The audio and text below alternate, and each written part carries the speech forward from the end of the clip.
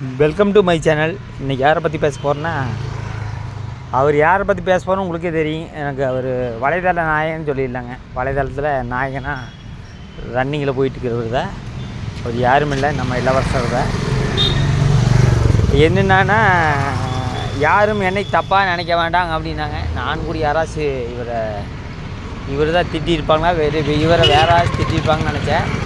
உள்ளே போய் பார்த்தா என்னோடய சேனலில் ஒரு கம்யூனிட்டி போஸ்ட் போட்டுக்கிற பார்ட் டைம் ஜாப் அப்படின்னு.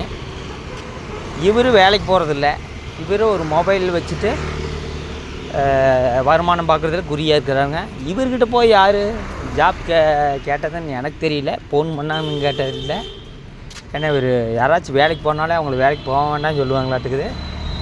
என்னை நிறைய பேர் கேட்குறாங்க அப்படிங்கிறாரு.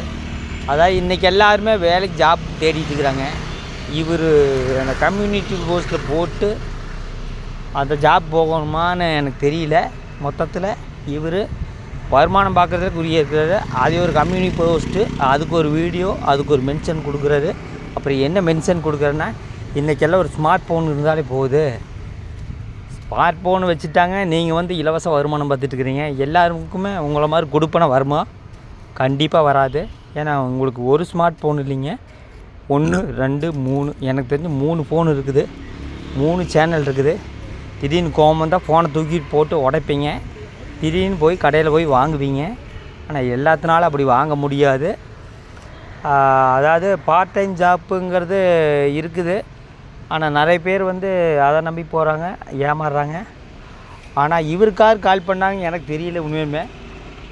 அது அவங்களோட அறியாமையாக இல்லை இருக்குதான்னு எனக்கு தெரியல. ரெண்டாவது பார்த்தீங்கன்னா, இவரோட கடின உழைப்பு நம்ம பாராட்டிய கொஞ்சம் காலையிலேருந்து இப்போ கார் எடுக்கிறாரு. அந்த கத்தாழக்கார செந்திலோட சேனலில் போய் அவர் சாப்பிட்டுக்கிறாரு. அவரை பற்றி தப்பாக சொல்லக்கூடாது. அவர் ஒரு கடின உழைப்பாளி.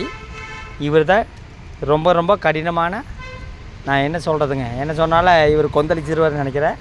மொத்தத்தில் இவரோட குறிக்கோள் பார்த்திங்கன்னா, காலையில் போகிறாரு, ஒரு வீடியோ போடுறாரு.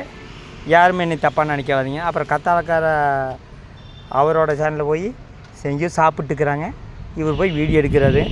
இந்த மாதிரி ஒரு உழைப்பாளி பயங்கர ஹார்ட் ஒர்க்கர்னு நீங்கள் எங்கேயுமே பார்க்க முடியாது. அப்புறம் பார்த்தீங்கன்னா ஏதோ வயலுக்குள்ளே போகிறாரு, அதுக்கு ஒரு வீடியோ. அது இவரோட சேனலில், அவரோட சேனலில், எல்லா சேனல்லையும் இவர் தான், வேறு எந்த சேனலும் கிடையாது. இவர் சேனலில் மட்டும் இல்லாமல் எல்லா சேனல்லையும் இவர் பப்ளிசிட்டி பண்ணுறது, அது வேறு விஷயம். இவரோட உழைப்பை நீங்களே பார்த்துங்க. ஒவ்வொருத்தர் காலையில் இப்படியெல்லாம் கஷ்டப்படுறாங்கன்னா, ஆனால் இவர் எப்படியெல்லாம் ரொம்ப ரொம்ப கஷ்டப்படுறாரு நீங்களே பார்த்துங்க. இது நான் சொன்னால் மட்டும் கமெண்டர்ஸ் நம்மளை திட்டுவாங்க. அப்புறம் யாரோ ஒரு பொண்ணு, கவிதா ஒரு பொண்ணு எனக்கு கமெண்ட் பண்ணியிருந்தாங்க.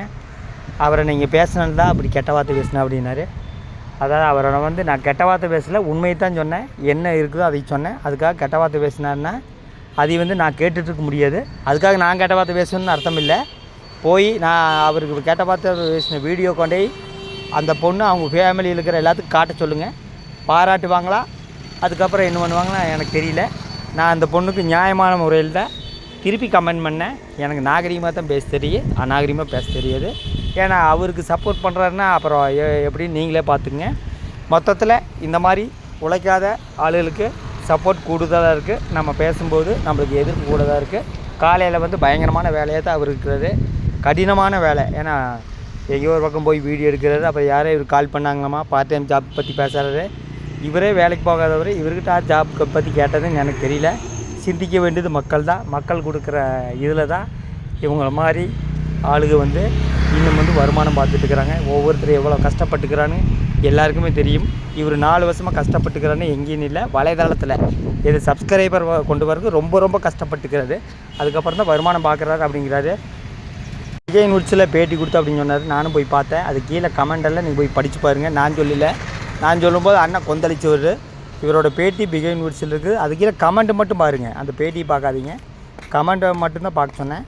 அதில் என்னென்ன போட்டுக்கிறேன் உங்களுக்கே தெரியும்னு நினைக்கிறேன். நான் சொல்லும்போது மட்டும் ஆக்ரோஷத்தில் வாட்ஸ்அப்பா அதுவும் பாரு. சிந்திக்க வேண்டியது இன்னும் சொல்கிறேன் மக்கள் தான். நம்மள மாதிரி மக்கள்னால்தான் இவங்க முன்னே